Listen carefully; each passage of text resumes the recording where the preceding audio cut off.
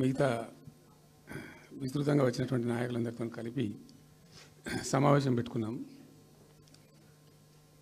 ప్రధాన కారణం, the main agenda of the meeting was Palamuru Rangareddy ఎత్తిపోతల పథకంలో ఈ రాష్ట్ర ప్రభుత్వం మరియు కేంద్ర ప్రభుత్వం కలిసి తెలంగాణకు చేస్తున్నటువంటి ద్రోహం, తెలంగాణకు తలపెట్టినటువంటి దుర్మార్గమైనటువంటి విధానం మీదనే చర్చ జరిగింది. దీని కథ ఏంటంటే చాలామందికి తెలియదు, అవగాహన కూడా ఉండదు. కొత్త తరం వాళ్ళకైతే అసలు తెలియదు. ద రీజన్ వై ఈజ్ సమైక్య ఆంధ్రప్రదేశ్లో అత్యంత దారుణమైనటువంటి వివక్షకు గురైన జిల్లా పాత మహబూబ్ నగర్ జిల్లా. చాలా చాలా దారుణానికి. రీజన్ ఏంటంటే వనరులు లేక కాదు, వసతులు లేక కాదు. కృష్ణానది ప్రవేశిస్తదే మహబూబ్ నగర్ జిల్లాలో. సరే, ఇప్పుడున్న తెలంగాణ, అప్పుడు ఉన్న ఆంధ్రప్రదేశ్ మొత్తం చూస్తే కూడా 300 and above కిలోమీటర్స్ కృష్ణానది పారుతుంది కూడా మహబూబ్ నగర్ జిల్లాలో. 308 కిలోమీటర్లు పారుతుంది, 308 కిలోమీటర్స్ పారుతుంది. ఇది రెండు రాష్ట్రాలు కలిపి లెక్క చూస్తే కూడా. అయినా కూడా 50 ఏళ్ళు అప్పటికి 50 ఏళ్ళు పరిపాలించినటువంటి కాంగ్రెస్ పార్టీ కానీ, ఆ తదనంతరం సుమారు దగ్గర ఒక 20 ఏళ్ళు పరిపాలించిన తెలుగుదేశం పార్టీ కానీ, పాలమూరుకు చాలా దారుణమైనటువంటి తిరిగి కోలుకోలేనటువంటి దెబ్బ కొట్టిన పార్టీలు ఈ రెండు పార్టీల ప్రభుత్వాలు. ఇది లోకమందరికి తెలుసు. ఆ జిల్లా యాక్చువల్లీ అప్పర్ కృష్ణా ప్రాజెక్టు, భీమా ప్రాజెక్టు, తుంగభద్ర ఎడమ కాలువ ప్రాజెక్టు, దాని ద్వారా ఆనాటికి అన్ని ఫైల్స్ ఉన్నాయి, రికార్డ్స్ ఉన్నాయి. ఏదో ఒకటి స్టోరీ కాదు. 174 టీఎంసీలు నీళ్ళు పాలమూరు రంగారెడ్డి జిల్లాకు రావాల్సి ఉండే. పాలమూరు జిల్లాకు ఆనాటి ప్రతిపాదిత ప్రాజెక్టుల ప్రకారం రావాల్సి ఉండే. ఆంధ్రప్రదేశే ఏర్పాటే తెలంగాణ పాలిట పెను శాపం. కొంతమందికి నచ్చదు, కానీ పెను శాపంగా పరిణమించింది ఆంధ్రప్రదేశ్ రాష్ట్ర ఏర్పాటు. మొత్తం తెలంగాణకు, అందులో మోర్ స్పెసిఫికల్లీ మహబూబ్ నగర్ జిల్లాకు జరిగినటువంటి తీవ్రమైనటువంటి అన్యాయం. ఎస్ఆర్సి యాక్ట్ అంటే స్టేట్ రీఆర్గనైజేషన్ యాక్టు స్పష్టంగా చెప్తుంది, ప్రతిపాదించబడి ఆల్రెడీ శాంక్షన్ అయ్యి జరుగుతుండే ప్రాజెక్టులు, కంటెంప్లేట్ చేసి ఉన్న ప్రాజెక్టులు, వాటిని మార్చకూడదు, అవి కొనసాగించాలి. ఆ చట్టం ఉండగా కూడా వాటి అన్నిటినీ కాదని వీటిని మొత్తం అబాండన్ చేసి పడేసిండ్రు. అట్లా చాలా చేసినారు. అక్కడ గోదావరి మీద చూసుకుంటే దేవునూరు ప్రాజెక్టు కావచ్చు, ఇచ్చంపల్లి కావచ్చు, రకరకాల ప్రాజెక్టులను అబాండన్ చేసినారు. అందులో అతి తీవ్రమైనటువంటి అన్యాయం మహబూబ్ నగర్ జరిగింది. ఇలా మహబూబ్ నగర్కి ఇచ్చే పాలమూరు ఎత్తిపోతలో మరొకటి కొత్త స్కీమ్ కాదు. గతంలోనే 174 టీఎంసీలకు ప్రాజెక్టులు రూపకల్పన జరిగి అంత అయింది. అయితే మేము చాలా వాదించినాం. మధ్యలో బ్రిజేష్ కుమార్ ట్రిబ్యునల్ వస్తే కూడా అక్కడ పోయి ఆ ట్రిబ్యునల్ని కలిసి చాలా ప్రయత్నాలు చేసినాం.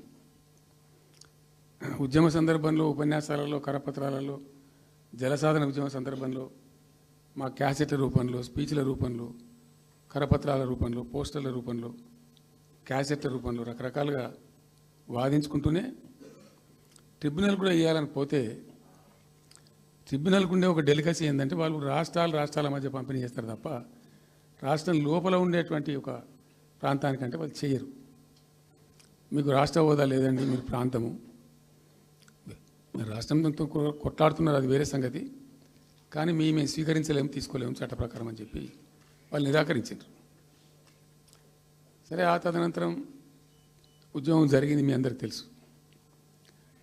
ఇక్కడ ఇంకొకటి కూడా తప్పకుండా చెప్పాలి. బచావత్ ట్రిబ్యునల్ ఏర్పాటైనప్పుడు అతను పంపకాలు చేస్తూ బచావత్ ట్రిబ్యునల్లో స్పష్టంగా రికార్డెడ్ ఇప్పుడు ఉంది. బచావత్ ట్రిబ్యునల్లో స్పష్టంగా పొందుపరచబడి ఉంది. ఇప్పుడు బచావత్ గారు ఖుద్దు రిటైర్డ్ సుప్రీంకోర్టు జడ్జి, ఆయన స్వయంగా ఏమన్నాడంటే, ఈ ప్రాంతం నిజంగా చాలా నిరాదరణకు గురైంది, ఇంకా అవుతూ ఉన్నది. ఆ రోజు విపత్కర పరిస్థితి, దుర్భరమైన పరిస్థితి ఏంటంటే, పాలమూరు గురించి గంటెడు నీళ్ళు అడిగిన వెళ్ళేవాడు. ఇంత కేటాయించండి, ఈ కరువు జిల్లా ఉంది అని అడిగేవాడే లేడు. ఆనాటి సమైక్య ప్రభుత్వం చేసిన ద్రోహం. బచావత్ ఏం చేసిండు, మాకు చూడబుద్ధి అయితే లేదు, ఇది మా అంతల మేమే సూమోటో ఈ సమైక్య ప్రభుత్వం ప్రతిపాదించకపోయినా ఒక 17 TMC జూరాల ప్రాజెక్టు మంజూరు చేస్తున్నాము. అయితే సాంకేతిక కారణాలు మరొకటో చూపెట్టి ఈ జూరాల ప్రాజెక్టుని ఇక్కడి నుంచి ఎత్తగొట్టద్దు, వేరే కాడ కట్టద్దు, ఇక్కడ మాత్రమే కట్టి తీరాలే, దానికే అలాట్ చేస్తున్నామని చెప్పి ఒక కండిషన్ పెట్టిండు ఆయన. ఇది ట్రిబ్యునల్. అతను ఒక న్యాయమూర్తిగా పనిచేసిన వ్యక్తి కాబట్టి చూడబుద్ధి కాక, ఆ బాధ భరించలేక ఈ కామెంట్ కూడా రికార్డు చేసిండు ట్రిబ్యునల్లో. ప్లస్ ఆ 17 TMC జూరాల ప్రాజెక్టుకు కేటాయించిండు. ఎంత విషాదం అంటే, అది ఎప్పుడో 74లో 74 నుంచి 78 దాకా జరిగింది కథ. అతను కేటాయిస్తే దాన్ని ముట్టినోళ్ళు లేడు, పట్టుకున్నోళ్ళు లేడు, తీసినోళ్ళు లేడు. అంజయ్య గారు ముఖ్యమంత్రి అయినాక ఒక ఏడాది తర్వాత ఏమో అప్పుడు అంజయ్య గారు దానికి ఫౌండేషన్ స్టోన్ వేశారు. ఫౌండేషన్ స్టోన్ వేస్తే ఇక అది మెల్లగా మెల్లగా తెలంగాణ ప్రాజెక్ట్ కదా, ఇప్పుడు పట్టుకున్న లేడు, దాన్ని మాట్లాడిన లేదు, అయ్యలేదు, అవ్వలేదు, ఒక అనాథలాగా ఆ బ్యారేజ్ వరకు కట్టేశారు. దానికి కాలువలు లేవు, నీళ్ళు రావు, పొలాలు పారాయి, కృష్ణానది నీళ్ళు వస్తుంటాయి, గేట్ల ద్వారా పోతుంటాయి. ఎప్పటి వరకు ఈ తతంగం 2001లో గులాబీ జెండా ఎగిరేదాకా ఇదే తతంగం. ఇంకా విషాదం ఏంటంటే, అప్పుడు ముఖ్యమంత్రి ఉన్న చంద్రబాబు నాయుడు ఆయన మహబూబ్నగర్ జిల్లాను దత్తత తీసుకున్నాడు. ఆయన దత్తతలో ఉండే చేసి నేను అడాప్ట్ చేసుకుంటున్నా ఈ కరువు జిల్లా, దీన్ని అది చేస్తా, ఇది చేస్తా, పొడి చేస్తా అని మాటలు చెప్పి ఇష్టం వచ్చినన్ని పునాదిరాలు వేసిండు. కల్వకుర్తి, మన్ను, మశాన్, రకరకాల పునాదిరాలు వేసుకుంటూ పెట్టు. ఉద్యమ సందర్భంగా నేను చేసే ఉపన్యాసాలలో నేను మాట్లాడేది, ఈ పునాదిరాలన్నీ ఎందుకు మనకు పట్క ఏడుస్తానికా, చూస్తానికా, ఏం లాభము, ఈ రాళ్ళని కృష్ణానదిలో అడ్డమేస్తూ చెక్కడమని అయితే ఎదురా భయ అనేది నేను నవ్వేది, జనం చప్పట్లు కొట్టేది సభలలో నేను చెప్తుంటే. ఒక్క డ్రాప్ వాటర్ కూడా పొలాలు పారడానికి రాలేదు. తత్ఫలితం ఏంది? Net result. What was the net result? Palamuru జిల్లాలో ప్రతి తాలూకా కేంద్రం, అంటే ప్రతి నియోజకవర్గ కేంద్రం నుంచి వలసలు పోవడానికి ప్రజలు ప్రతి బొంబాయి నుంచి bus, Narayanpet Bombay bus, Wanaparthy Bombay bus, ఇంచుమించు అన్ని తాలూకాల నుంచి బొంబాయికి డైరెక్ట్గా బస్సు. ఏం చేస్తారు? ప్రజలు పొట్ట చేత పట్టుకొని వలస పోవాలి, బతకపోవడం తప్ప ఇంకో గతి లేదు. జిల్లాకు జిల్లా మొత్తానికి మొత్తం 100% కృష్ణా బేసిన్లో ఉంటుంది. భయంకరమైన కరువు. చివరికి ఆ జిల్లాలో ఉండే అనేక మంది కవులు అనేక పాటలు రాసినారు. ఆ గోరెడ్డి వెంకన్న గారు అయితే పల్లెలో పల్లెలు మొలిసే పాలమూరులోన అని చెప్పి పాట రాసి పాడిండు. ఆ పాట బాగా పాపులర్ సాంగ్ కూడా, తెలంగాణ ఉద్యమం పొడుగుతో కూడా భయంకరంగా మోగినటువంటి సాంగ్. సో అట్లా జరుగుతూ ఉంది. మేము ఏడుస్తా పోయినాం, చూస్తా పోయినాం. ఆ ఉన్న రెండే ప్రాజెక్టులు, ఒకటి బచావతి పెడితేనేమో జూరాల గతి అది. అప్పుడు చంద్రబాబు నాయుడు గారి స్లోగన్ సమైక్య రాష్ట్రంలోనే సమగ్ర అభివృద్ధి. నేను ప్రథమ మహాసభకు పాలమూరు జిల్లాకు పోయినా, మహబూబ్నగర్ టౌన్లో పెట్టాం, పెద్ద భారీ మీటింగ్ జరిగింది. దాదాపు 70-80 వేల మంది వచ్చిండ్రు. ఆ మీటింగ్లో నాకు బాగా కోపం వచ్చి, ఏమయ్యా చంద్రబాబు నాయుడు, అప్పటికి ఏంటంటే కర్ణాటకకి కొంత ముంపు ప్రాంతం ఏమిటి, జూరాల ప్రాజెక్టులో ఏంటంటే కొద్ది ముంపు ప్రాంతం కర్ణాటక రాష్ట్రంలో ఉంటుంది. ఒక 13 కోట్ల రూపాయల వరకు కాంపెన్సేషన్ కట్టాల్సి ఉండే, కట్టడు, ₹1 కట్టడు. ఏమయ్యా చంద్రబాబు నాయుడు గారు, నువ్వు దత్తత తీసుకున్నావు, కథ తీసుకున్నావు, డైలాగులు చెప్తున్నావు, ఇక్కడ చచ్చిపోతాను జనము, బొంబాయికి వలసలు పోతుండ్రు. ఇటువంటి పరిస్థితులలో కూడా కర్ణాటకకు డబ్బులు కట్టడానికి డబ్బులు లేవా? ఇదేనా సమైక్య రాష్ట్రంలో సమగ్ర అభివృద్ధి అంటే? బట్టిగా బ్యారేజ్ ఆ గోడలకు కట్టిన విడిచిపెట్టేది చూసి తమాషా పడన్నా అని చాలా తీవ్రమైన విమర్శలు చేశాను. మోకాళ్ళ మీద పరిగెత్తి కట్టిండి చంద్రబాబు నాయుడు. అప్పుడు ఆ కర్ణాటక చెల్లించాల్సిన కంపెన్సేషన్ ఏదైతుందో మోకాళ్ళ మీద ఉరికి నా దాడి తట్టుకోలేక కంటిన్యూగా పెట్టాను. దాని తర్వాత చంద్రబాబు నాయుడు పార్టీకి సంబంధించిన ఎమ్మెల్యేనే ఆర్డీఎస్ దగ్గర బాంబులు పెట్టి పేల్చేయడం, అది మీ అందరికీ కూడా తెలుసు. బాంబులు పెట్టి పేల్చడం 2-3 సార్లు పేల్చారు. నేను ఫస్ట్ ఉద్యమంలో, తెలంగాణ ఉద్యమం స్టార్ట్ అయిన తర్వాత నేను ఎంచుకున్న ఎజెండా, నా ఎజెండాలో మొదటి పాదయాత్ర నేను చేసినటువంటిది జోగులాంబ టు గద్వాల పాదయాత్ర చేసిన. ఈ అన్యాయం సంగతి ఏంది అని దాన్ని ప్రజలలో ఎండగట్టాలని చెప్పి, గవర్నమెంట్ కూడా ఒత్తిడి తేవాలని చెప్పి, ఎందుకు తెలంగాణ ఉద్యమం చేస్తున్నామని లోకానికి తెలియాలని చెప్పి నేను జోగులాంబ టు గద్వాల పాదయాత్ర చేసిన. దాన్ని మొత్తం అసలు కంప్లీట్ 80,000 ఎకరాలకు బారాల్సినటువంటి ఆ ఆర్డీఎస్ కెనాలు 15,000 ఎకరాలు, 10,000 ఎకరాలు, 20,000 ఎకరాలకు వచ్చింది, తగ్గిపోయింది. అడిగే నాతులు లేడు. నేను అంతకు ముందే, పాదయాత్ర కన్నా ముందే స్వయంగా మేమందరం జిల్లా మహబూబ్నగర్ జిల్లా నాయకులు నేను కలిసి, ఆర్డీఎస్ హెడ్ వర్క్స్ ఎక్కడ ఉంటాయంటే కర్ణాటకలో ఉంటాయి, రాయచూరు దగ్గర. అక్కడ దాకా పోయి మొత్తం ఆశాంతం ఆ కాలువ పొడవుతో తిరిగి అర్థం చేసుకొని ఆ తర్వాతనే నేను గద్వాల టు మన ఆలంపూర్ టు గద్వాల పాదయాత్ర పెట్టాం. తిరిగి దాన్ని ఎక్స్పోజ్ చేసినాం. అప్పుడు అక్కడ గొడవ చేస్తే మళ్ళీ అప్పుడు జూరాల లింక్ కెనాల్ని మొదలుపెట్టింది చంద్రబాబు నాయుడు. జూరాల టు ఆర్డీఎస్కు లింక్ కెనాల్ అని మళ్ళీ డ్రామా కట్టి, అంటే ప్రతిసారి ఏమార్చడము తెలంగాణ ప్రజలను ఒక రకమైన దగా చేయటం తప్ప రాలే, ఒక డ్రాప్ వాటర్ రాలే, ఎప్పుడు రాలే.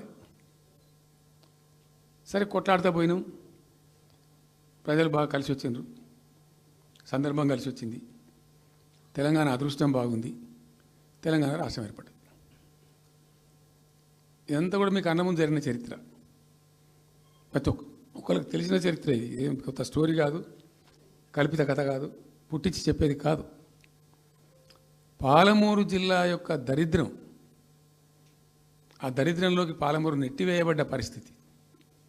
నేను అందుకే ఊకే మొత్తుకునేది కదా, తెలంగాణ వెనుకబడ్డ ప్రాంతం కాదు, వెనుక పడేయబడ్డ ప్రాంతం, వెనుకకు నెట్టివేయబడ్డ ప్రాంతం అని చాలాసార్లు చెప్పేది. నేను వందల ఉపన్యాసాల్లో చెప్పాను. అది ప్రూవ్ టు బి కరెక్ట్. దాని తర్వాత ఎక్కడి దాకా పోయిన పరిణామాలంటే, పాలమూరు జిల్లాలో ఎండాకాలం వచ్చిందంటే గంజి కేంద్రాలు పెట్టేది. ఏడిసినాం మేము ఒకరోజు. గంజి కేంద్రాలతోని పాలమూరు, ఎందుకంటే యువకులంతా పాపం వలస ఉన్న, ముసలి వాళ్ళు చచ్చిపోడు, తిండి దొరకక, దానికి గంజి కేంద్రాలు పెట్టి కమ్యూనిస్ట్ పార్టీలు వాళ్ళు వచ్చేది కొంత అడావుడు చేసి ప్రజలకు కొంత గంజి పోసే ప్రయత్నం. చివరి గంజి కేంద్రాలు పెట్టే స్థాయికి దిగజారిపోయింది పాలమూరు. కృష్ణా నది 300 కిలోమీటర్లు పారే జిల్లాలో చాలా దారుణం పోయింది. లివ్వ అంటే కేటాయింపులు ఉన్నాయి, పత ఉంది, కార్ఖానా ఉంది, అప్పర్ కృష్ణా పేరుంది, తుంగభద్ర కాలువ పేరుంది, రకరకాల బీమా ప్రాజెక్టు పేరుంది, అన్నీ ఉంటాయి కానీ రాదు. చూడడానికి మళ్ళీ ముఖ్యమంత్రి దత్తతలో ఉంటుంది కానీ రాదు, ఏమీ రాలే. ఇంకా అందంగా ఈ ప్రాజెక్టులను, నేను కూడా అప్పుడు తెలుగుదేశం పార్టీలో పనిచేసిన కదా, ఈ ప్రాజెక్టులకు పెండింగ్ ప్రాజెక్టులను పేరు పెట్టారు, ఒక టైటిల్, గొప్పతనంలాగా. పెండింగ్ ప్రాజెక్టుల జాబితాలో వాటిని తోసేసి పాలమూరున ఆ గతికి తెచ్చిండ్రు. సరే రాష్ట్రం వచ్చిన తర్వాత జరిగింది ఏంది, టోటల్గా మేము సమీక్ష చేసుకున్నాం.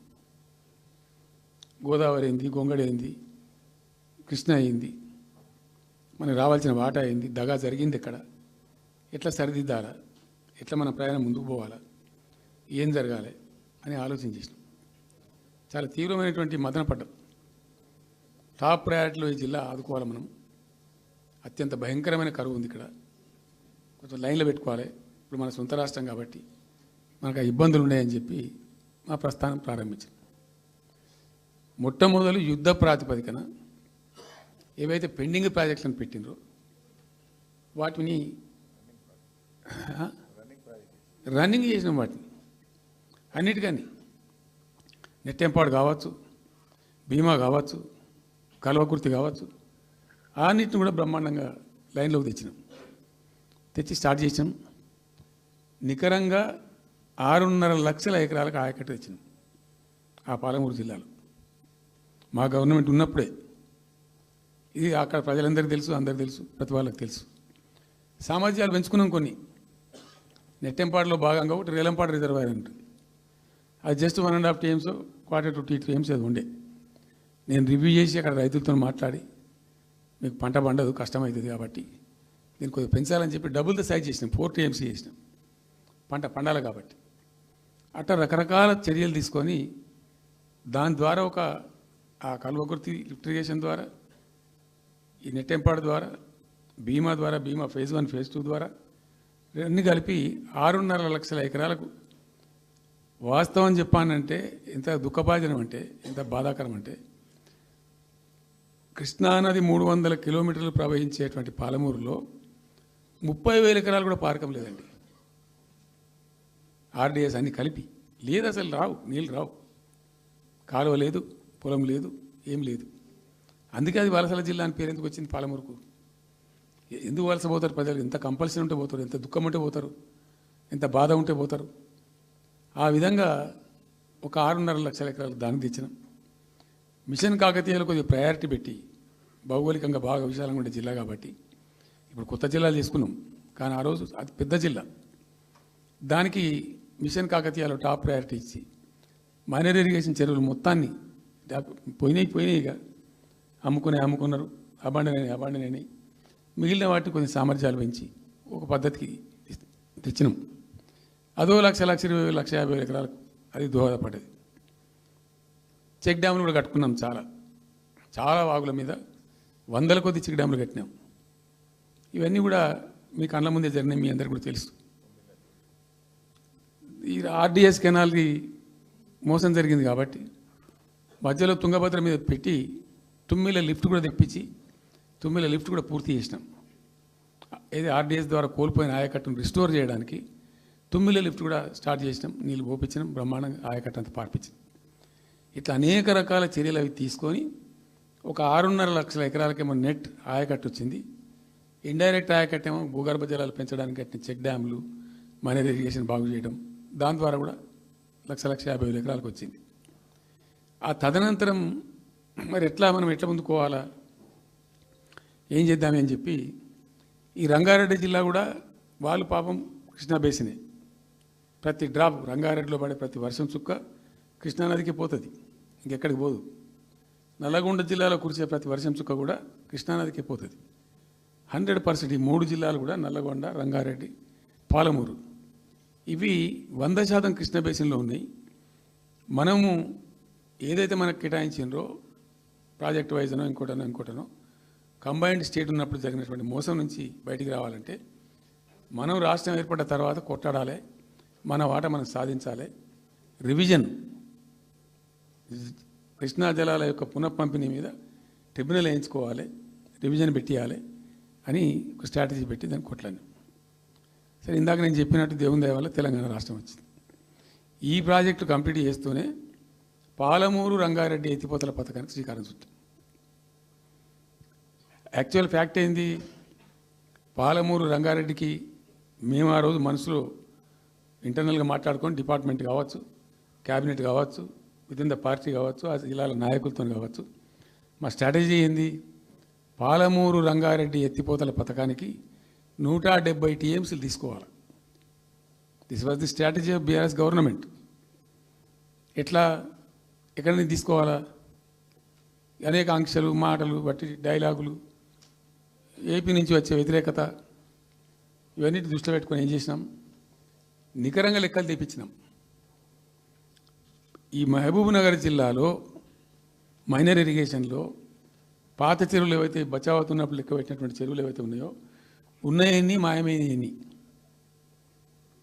వాటి సామర్థ్యం ఆ రోజు ఎంత, ఇవాళ నెట్ సామర్థ్యం ఎంత అని లెక్కలు తీసి కేంద్రానికి సమర్పించి ఒక 45 టీఎంసీ రెండు దానికి కేటాయించింది ఆ రోజు మేము ఎంత అంటే 90.81 టీఎంసీ 90.81 పాలమూరు రంగారెడ్డికి మేము కేటాయించింది ఆ రోజుకు.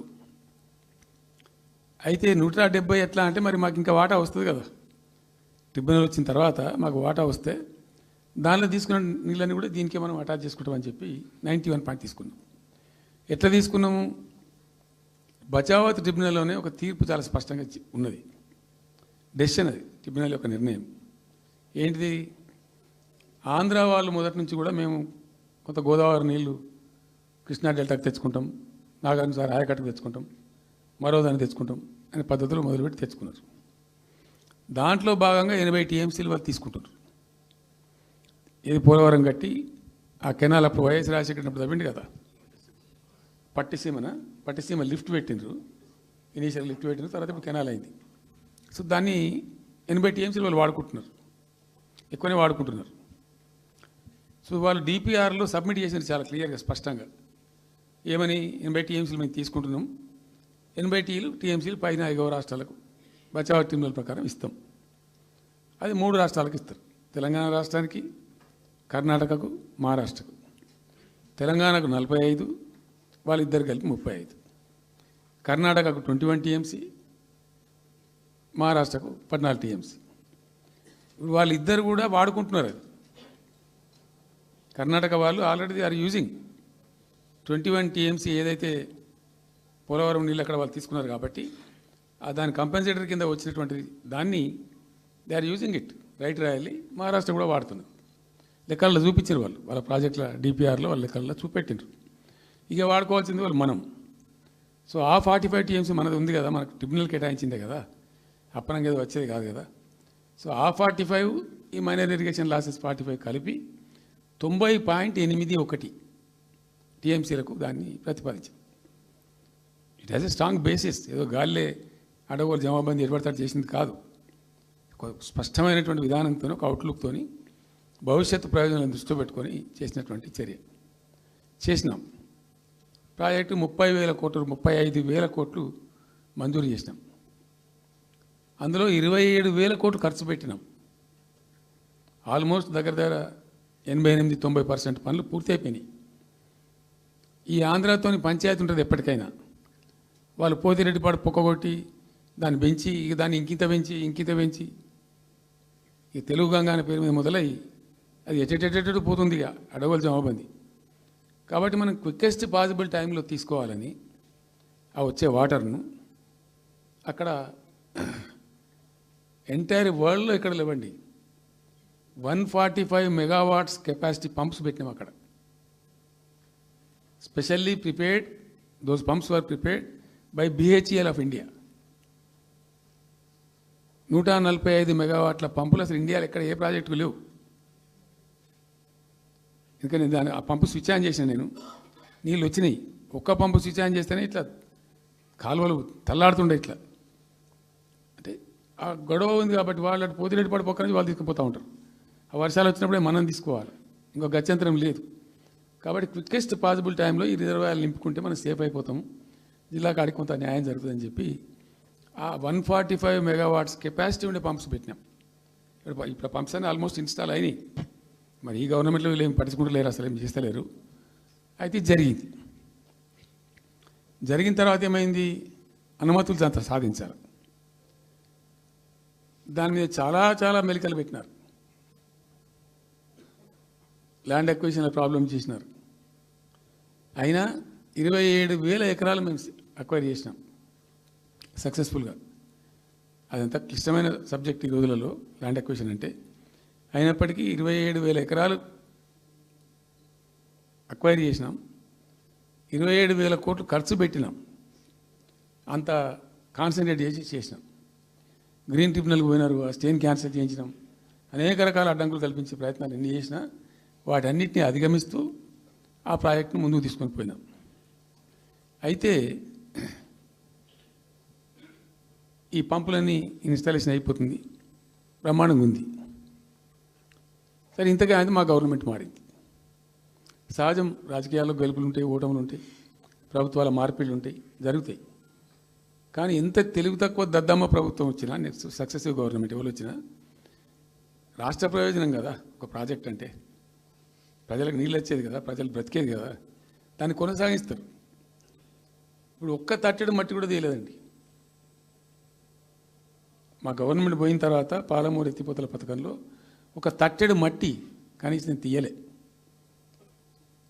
మరి దాన్ని ఎందుకు అబాండన్ చేసినరో, దాని వెనక ఏం ఉద్దేశం ఉందో, ఇంత నిష్క్రియాపరత్వం ఏంది, ఇంత దారుణమైంది.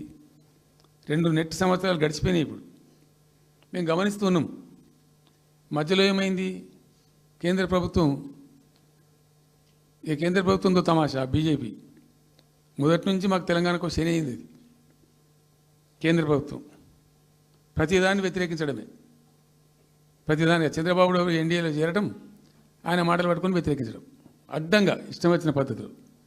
మేము బాగా కొట్టాను. మేము ఉన్న రోజులు అనేకమైనటువంటి పోరాటాలు చేసి దాన్ని ఎప్పటికప్పుడు సాధించుకున్నాం. అనుమతులు కానీ ఇంకోటి కానీ మొత్తం 9-10 అవసరం పడతాయి. అందులో 6 అనుమతులు ఆల్రెడీ వచ్చేసినాయి.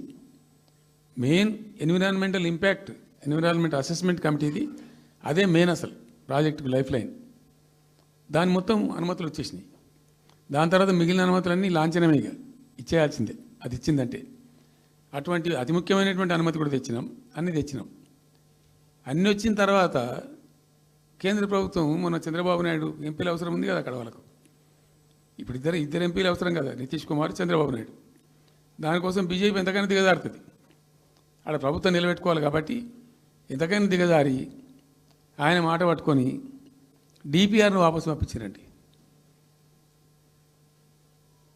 మేము ఉన్న రోజులు రాలే డిపిఆర్ వాపసు, అనుమతులు తెచ్చిన ఉల్టా. మేము ఇంకా డిపిఆర్ వాపసు వస్తే భూమి ఆకాశం ఒకటి చేయాలా రాష్ట్ర ప్రభుత్వం? ఎంత లొల్లి చేయాలా, ఎంత హడావుడి చేయాలా? ఆల్ పార్టీ డెలిగేషన్ తీసుకుపోవాలి. అవసరం వస్తే మేము వడ్లు కొనకపోతే పోయి ఢిల్లీలో ధర్నా చేసామండి. మేము అప్పుడు మా గవర్నమెంట్ ఉన్నప్పుడు రైతులు పండించిన పంట కొనకపోతే యావత్తు ఎమ్మెల్యేలు, క్యాబినెట్ అందరం పోయి ఢిల్లీలో ధర్నా చేసి కేంద్ర ప్రభుత్వం మెడలు వంచినాం. మేము 80 లక్షల టన్నులు మనకి తీసుకుంటామనేటువంటి ఒప్పందం మీద సంతకం చేయించుకొని వచ్చినాం. వడ్లు కొనిపించినాం ఎఫ్సిఐతోని.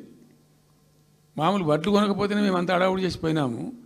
కానీ ఒక ఇంత పెద్ద ప్రధానమైన 3 జిల్లాలకు సంబంధించిన ప్రాజెక్టు డిపిఆర్ వాపసు పంపిస్తే వీళ్ళు కుయ్యలేదు, కుట్టుకోలేదు, వాళ్ళకి చెప్పని కూడా చెప్పలేదు.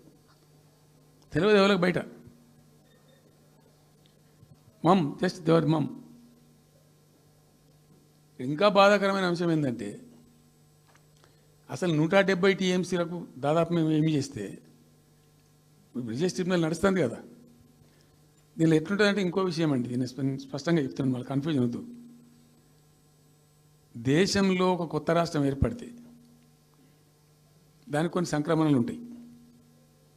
నీళ్ళెన్ని రావాలి, పలాంది ఇంత రావాలి అని కొన్ని సంక్రమిస్తాయి ఆటోమేటిక్గా.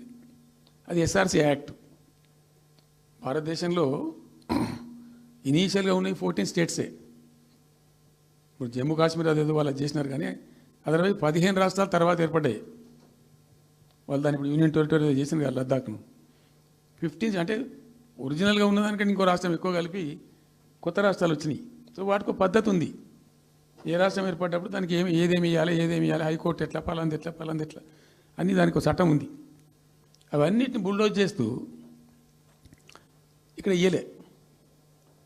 నీళ్ళు ఎన్ని రావాలా, ఫస్ట్ ఛాయిస్ వాళ్ళకి ఇస్తారంటే ఆ రాష్ట్రాలకు ఇస్తారు. ఏ రాష్ట్రాలు అయితే విడిపోయినాయో మీరు మ్యూచువల్ అండర్స్టాండింగ్లో చేసుకోండి అని ఇస్తారు. ఇక్కడ పొసిగే కార్యక్రమం కాదు.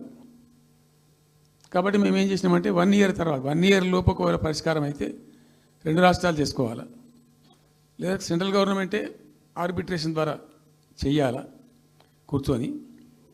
చేయనప్పుడు ఏం చేయాలంటే సుప్రీంకోర్టుకు పోవాలి. మేము 1 ఇయర్ తర్వాత కేంద్ర ప్రభుత్వానికి అప్పీల్ చేసినాం. సెక్షన్ 3 వేయండి, మాకు కృష్ణా జలాల పునఃపంపిణీ చేయండి. చేస్తే దాన్ని వాళ్ళు ఖాతరు చేయాలి. మేము సుప్రీంకోర్టుకు పోయినాం. సుప్రీంకోర్టు కోపానికి వచ్చింది కేంద్ర ప్రభుత్వం మీద కూడా. ఒక రాష్ట్రం అంటూ ఏర్పడ్డప్పుడు యాక్ట్ ప్రకారం, పార్లమెంట్ యాక్ట్ ప్రకారం వాళ్ళకి రావాల్సిన అన్నీ రావాలి కదా. మరి ఇది కూడా వాళ్ళకి ఏదో తేల్చండి, మీరు తెలుస్తారా లేదంటే అప్పుడు ఆ మంత్రి, ఆయన పేరు షెకావత్ ఉండే కదా, గజేంద్ర సింగ్ షెకావత్, నేను ఢిల్లీ పోయినప్పుడు నన్ను రిక్వెస్ట్ చేసిన ఆయన, భాయ్ సాబ్ మాకు కూడా ఇబ్బంది అవుతుంది, మీరు అది విత్డ్రా చేసుకోండి సుప్రీంకోర్టులో కేసు, మేము సెక్షన్ 3 చేస్తామండి. అప్పటికే 2-3 ఏళ్ళు గడిచిపోయింది, డిలే అవుతా ఉన్నది. నేను పోయినప్పుడు అడుగుతున్నా, పర్సూ చేస్తున్నా, మాట్లాడుతున్నాం, ప్రైమ్ మినిస్టర్ లెటర్స్ ఇచ్చినాం, అన్నీ చేస్తున్నాం. ఫైనల్గా సుప్రీంకోర్టు చివాట్లు పెట్టిన తర్వాత వాళ్ళు ఉండి మీకు విత్డ్రా చేసుకుంటే దయచేసి మేము సుప్రీంకోర్టు ఆర్డర్ ఇస్తుందని తెలిసిపోయింది వాళ్ళకు కూడా. ఆటోమేటిక్ ఇస్తుంది కదా కోర్టు ఆర్డర్, న్యాయప్రదంగా రావాల్సింది ఇస్తుంది. కాబట్టి ఎట్లా తప్పేటట్లేదు ఇక కోర్టు ఆర్డర్ ఎందుకని చెప్పి మీరు విత్డ్రా చేసుకోండి భాయ్ సాబ్, మేము ఇచ్చేస్తాం. మంచిగా విత్డ్రా చేసి మళ్ళీ లెటర్ పెట్టినాం. మీరు చెప్పిన ప్రకారం విత్డ్రా చేసుకున్నామండి అంటే లెటర్ పెట్టండి అంటే పెట్టినాం. అది ప్రాసెస్లో ఉంది సెక్షన్ 3 వేయడానికి. చివరికి వేసారు. ఇప్పుడు సెక్షన్ 3 వేసారు. దాని మీద బిఎస్ ట్రిబ్యునల్ అపాయింట్మెంట్ కూడా అయిపోయింది. ఇప్పుడు వాదనలు జరుగుతున్నాయి, మాకేం రావాలి, మీకేం రావాలి, తెలంగాణ రాష్ట్రం, ఆంధ్ర రాష్ట్రం మాట్లాడుతూ ఉన్నారు. సో ద క్వశ్చన్ ఏంది, అక్కడ ఉంది, ఇప్పుడు తేలుతుంది.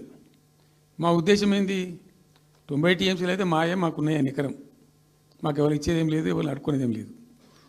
అడిషనల్ ఇంకో 60-70 టీఎంసీ, ఇంకో 70-80 టీఎంసీ కావాలంటే ఎట్లా అంటే, ఈ ట్రిబ్యునల్లో వచ్చేటువంటి అధిక వాటా ఏదైతే మనకు ఉంటుందో, ఇందులో ఒక గుడ్ సైన్ అని ఈయన బ్రిజేష్ ట్రిబ్యునల్ ఏం చేసిండు, వచ్చిన తర్వాత ఆయన ఒకటి చేసిండు.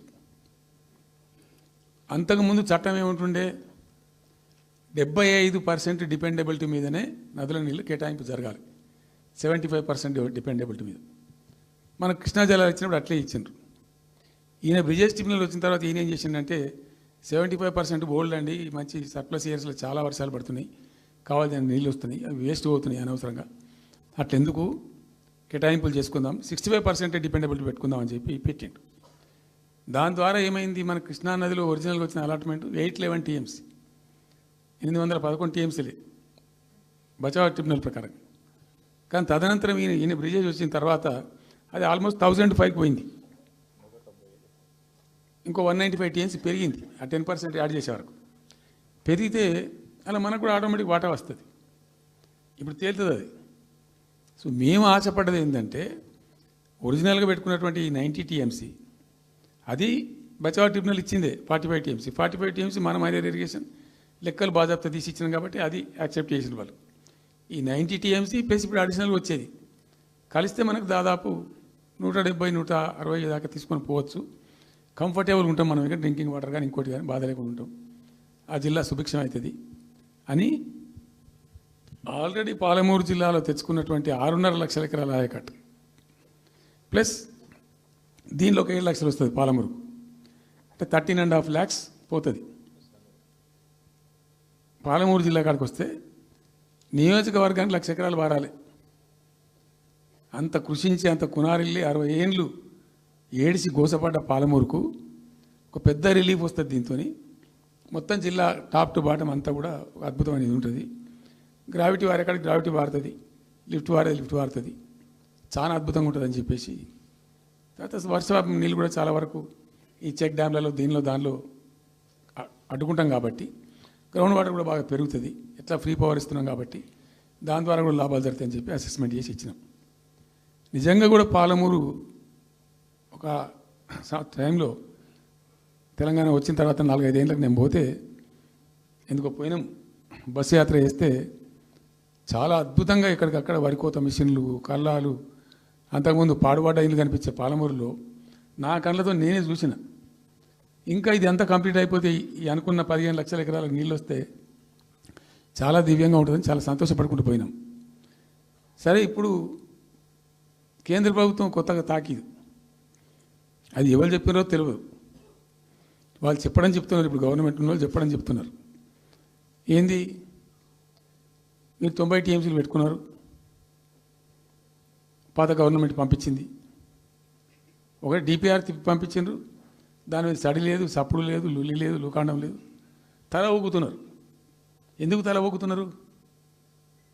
రాష్ట్ర ప్రయోజనాలు కాపాడడానికి లేకపోతే, రాష్ట్రానికి వచ్చిన నీళ్ళని కూడా కాపాడే స్థితి లేకపోతే ఇదేం దద్దమ్మ ప్రభుత్వం? ఇంత చేత కానీ ప్రభుత్వం ఉంటే ఎట్లా? నోరు లేని ప్రభుత్వం ఉంటే ఎట్లా? పెద్ద నోరు పెట్టుకొని పెద్ద గడబడి చేయాలి కదా. ఒక 10 టీఎంసీలు పోతేనే ఒక్కొక్క రాష్ట్రం ఎక్కడ దగ్గర పోయి కొట్లాడతారు. ఇవాళ మొత్తం డిపిఆర్ఏ పంపించి ప్రాజెక్ట్ని ఆగం చేసే పరిస్థితి వస్తే సప్పుడు లేదు ఒకటి. రెండవది, ఇప్పుడేం చేసిండ్రు? ఇరిగేషన్ మంత్రి లెటర్ రాసిండు. వాడు చెప్పిండు, అది చెప్పిండా చెప్పలేదు భగవంతుని గారికి, 45 టీఎంసీలు ఇవ్వండి మాకు అనుమతి అని చెప్పి. ఎట్లా రాస్తావు నాకు అర్థం కాదు. నువ్వు ఏ ముఖం పెట్టుకొని రాస్తావు? ఇదో ప్రభుత్వమా?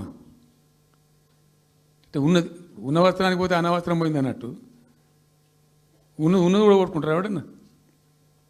ఎవరై నీళ్ళు అవి? ఆల్రెడీ బచావ్ ట్రిబ్యునల్ తీర్మానంలో ఇచ్చింది. దాన్ని కర్ణాటక వాడుతుంది, అటు మహారాష్ట్ర వాడుతుంది. వాళ్ళ లెక్కల్లో చూపెడుతున్నారు వాళ్ళు. ఆల్మట్టి డ్యాంలో వినియోగంలో చూపెడుతున్నారు వాళ్ళు. మాకు వచ్చిన 21 టీఎంసీ మేము ఇక్కడ వాడుతున్నామని చెప్పి. ఆ 2 ఎగువ రాష్ట్రాలు వాడుతుంటే ఇక్కడ వచ్చి మనకు వచ్చినటువంటిది బాజాప్తా, అది కూడా ట్రిబ్యునలే కదా. బచావత్ కూడా ట్రిబ్యునలే కదా. ఆ ట్రిబ్యునల్ తీర్పు ద్వారా వచ్చిన 45 టీఎంసీలు నువ్వు ఎందుకు ఆపుతున్నావు ఇప్పుడు? ఇది రాష్ట్ర ప్రభుత్వమా? అసలు ప్రభుత్వం ఉందా? నిద్రపోతున్నారా? ఇంతసేపు రియల్ ఎస్టేట్ దందా తప్ప ఇంకోటి లేదా?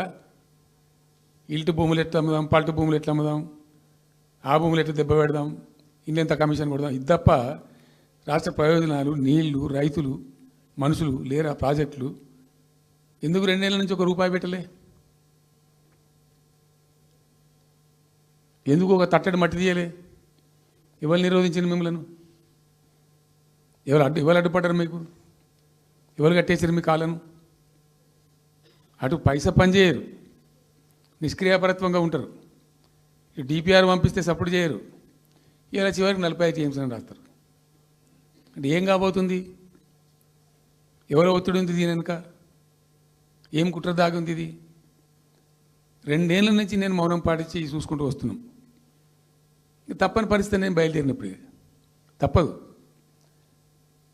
అటు కేంద్రాన్ని ఎక్స్పోజ్ చేస్తాం, ఇటు రాష్ట్రాన్ని ఎండగడతాం ప్రజల మధ్యలో ఖచ్చితంగా. ఇలా మొత్తం విస్తారంగా మాట్లాడినాం, చర్చించినాం. చాలా పెద్ద ప్రజా ఉద్యమాన్ని శ్రీకారం చుడతాం. కంపల్సరీ పాలమూరు, రంగారెడ్డి, నల్లగొండ జిల్లాలలో గ్రామాన దానికి పోస్టర్ డిజైన్ అవుతుంది, కరపత్రం డిజైన్ అవుతుంది. ప్రజా ఉద్యమాలు చేస్తాం, పెద్ద బహిరంగ సభలు పెడతాం. నేను స్వయంగా అటెండ్ అవుతున్న బహిరంగ సభలకు. ప్రజాక్షేత్రంలో ఈ ప్రభుత్వం యొక్క నిష్క్రియాపరత్వాన్ని ఎండగడతాం. ఇప్పుడు వాయిస్ అయితే తెలంగాణకు, మరి తెలంగాణకు ఉన్న ప్రభుత్వం మాట్లాడకపోతే ఇంకెవరు మాట్లాడాలా? మాకు 2 బాధ్యతలని, ఒకటి తెలంగాణ తెచ్చిన పార్టీగా, రెండవది ప్రధాన ప్రతిపక్షంగా కూడా కంపల్సరీ మా డ్యూటీ మేము చేయాలి. అందుకోసం గాను వీళ్ళు ఏదో తమాషకు మేము అదోటి ఇదోటి అడ్డం పొడుగు మాట్లాడి, కిరికిరి మాటలు మాట్లాడి, ఈ కారు కూతలు కూసి ఏదో చేస్తామనుకుంటే నడవదిగా. ఏళ్ళ దాకా వేరే కథ, రేపటి నుంచి వేరే తోలు తీస్తాం ఎక్కడికక్కడ. ప్రజలు ఖచ్చితంగా ఎక్కడికక్కడ నిలబెట్టే ప్రయత్నం చేస్తాం. అడుగున చెక్ చేస్తాం, ప్రతి విషయంలో చెక్ చేస్తాం. Sufficient time we have given. మేము తొందరపడి మేము ఎందుకు కన్నెర్రి అయ్యి మా ప్రభుత్వం పోయింది వీళ్ళు వచ్చింది అనేటువంటి ఒక పిచ్చి అయ్యి అట్లా మేము చేయలే, అటువంటి వాడికి పోలే. ఇష్యూల మీద పోరాడుతున్నాం, ఒకే ఫీజు రియంబర్స్ మీద పోరాడుతున్నాం, ఇంకోటి పోరాడుతున్నాం, రకరకాల భూదందాల మీద, దోపిడీ మీద, చెర్ల మీద పోరాడుతున్నాం. పార్టీ కొట్లాడుతున్నది, తప్పదు కాబట్టి కొట్లాడుతాం. ఇప్పుడు మొత్తం మొదటికే ముప్పొచ్చే పరిస్థితి ఉంది. అటు గోదావరి మీద అరాకిరి చేసి చంద్రబాబు నాయుడు, ఏపీ ప్రభుత్వం నల్లమల సాగరు, ఈ సాగరు, ఆ సాగరు, అటు గోదావరి దోపిడీ జరుగుతూ ఉంటే దాని మీద సప్పులు లేదు. ఇటు కృష్ణలో ఇంత ఘోరంగా పాలమూరు ఎత్తిపోతల మీద దీని మీద సప్పులు లేదు. మరి ఎవరి ప్రయోజనాల కోసం ఉన్నట్టు రాష్ట్ర ప్రభుత్వం? ఏం చేయడానికి ఉన్నట్టు? ఏం జరుగుతున్నట్టు రాష్ట్రంలో? కాబట్టి ఎట్టి పరిస్థితుల్లో నేనే స్వయంగా రంగంలో దిగాలనుకున్నా. దిగినం. ఈరోజు డిసిషన్ అయిపోయింది. 2-3 రోజులలో, 2-3-4 రోజులలో, రాబోయే 3-4 డేస్లో ఆయా జిల్లాల నాయకులతో సమావేశమై ఖచ్చితంగా చాలా పెద్ద ఎత్తున అక్కడ గ్రామానికి డప్పు కొడతాం, మొత్తం సభలు పెడతాం, కవులు, గాయకులు, కళాకారులు అందరినీ తట్టి లేపుతాం. మీ పత్రికా విలేకరులను కూడా రిక్వెస్ట్ చేస్తాం.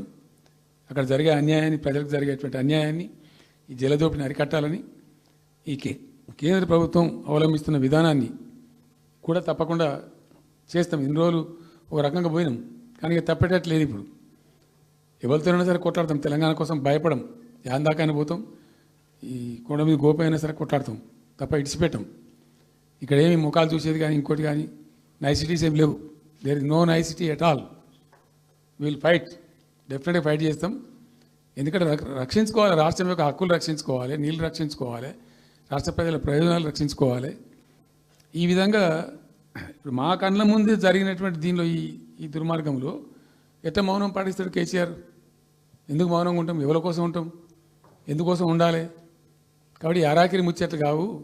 ఇష్టం వచ్చినట్టు మాట్లాడి ఇష్టం వచ్చినట్టు ఆల్తు ఫాల్తు కూతలు కూసి ఏదో చేస్తామంటే అది జరిగేది కాదు, జరగనీయం. రెండవది, ఈ ప్రభుత్వం కూడా సర్వభ్రష్ట ప్రభుత్వం, సర్వంలో భ్రష్టమైంది. మేము చెప్తా, బీజేపీ కథ కూడా చెప్తా. ఎందుకు చెప్పా? డెఫినెట్గా చెప్తాము. అరే నువ్వు మా ఇంట్లోకి వచ్చి మాకు దోసుకపోతా నువ్వుకుంటామా? నాకు అర్థం ఎవరైతుంది? ఏమైనా ఉండొచ్చు కాక ఏమైనా ఉండకపోవచ్చు కాక నీ చేయబెట్టి పైసలు కూర్చుకుంటా నువ్వుకుంటామా? సాధారణ కడికైతే కొట్లాడతాం కదా. యాక్చువల్లీ ఒక పద్ధతిలో ఈ రాష్ట్రం ఒక క్రమ పద్ధతిలో మంచిగా ముందుకు పోతూ ఉంటుంది. సంక్షేమం విషయంలో కానీ, అభివృద్ధి విషయంలో కానీ, పారిశ్రామికీకరణలో కానీ, ఐటీ రంగంలో కానీ, క్రైమ్ తగ్గించడంలో కానీ, లా అండ్ ఆర్డర్ మెయింటైన్ చేయడంలో కానీ ఒక మంచి పద్ధతిలో పోతూ ఉంది. ఇవాళ ఏందండి, జంట నగరాలలో పట్టభాగాలు నడి రోడ్డు మీద హత్యలు జరుగుతున్నాయి, అడిగే దిక్కు లేదు. మానభంగాలు జరుగుతున్నాయి, రేపులు జరుగుతున్నాయి. ఎన్సీఆర్బీ రిపోర్ట్ ప్రకారంగా 20% క్రైమ్ రేట్ పెరిగింది తెలంగాణలో. పీస్ఫుల్ స్టేట్ ఉండే, ఫ్రెండ్లీ పోలీసింగ్ ఉండే, అవన్నీ ముఖ్యమైపోతున్నాయి ఇవాళ తెలంగాణలో. చూస్తున్నాం మేము, మౌనం పాటించడానికి చూసుకుంటూ గమనించుకుంటూ రికార్డు చేసుకుంటూ అని చర్చ చేస్తున్నాం. ఎప్పటికప్పుడు పెరిగిపోయినాయి. వాగ్దానాలు ఏంటంటే వీళ్ళు చేసినాయి? మంచిగా ఉన్న ప్రజలను, మాకు ఓటేసే ఉద్దేశంలో ఉన్న ప్రజలను పచ్చి అబద్ధాలు టెంప్ట్ చేసి మోసం చేసి, ఈ రాష్ట్ర ప్రజానీకాన్ని మోసం చేసి దొంగ మాటలు చెప్పి మాయ మాటలు చెప్పి అర్రాస్ పాటలు వాడినట్టు వాడినండి, వేలం పాట వాడినట్టు. కేసీఆర్ 10,000 ఇస్తాడు రైతు బంధుకు, మేము 15,000 ఇస్తాం. మహిళలకు 2,500 ఇస్తాం. కేసీఆర్ కళ్యాణ లక్ష్మి ₹1,00,000 ఇస్తాడు, మేము తులం బంగారం కల్పిస్తాం. మీరు పెళ్లిళ్ళు చేసుకోకుండా ఆపుండ్రి. ఇదే ప్రభుత్వం మీరు చెప్పినటువంటి మాటలు పెళ్లిళ్ళు చేసుకుంటూ ఆగిపోండి. మీరు నవంబర్లో చేసుకునే బదులు డిసెంబర్లో చేసుకుంటే తులం బంగారం కూడా వస్తుంది. ఉపన్యాసాలలో చెప్పినండి, మా దగ్గర ఉన్నాయి ఆ క్యాసెట్లని. ఇంకేం చెప్పినారు?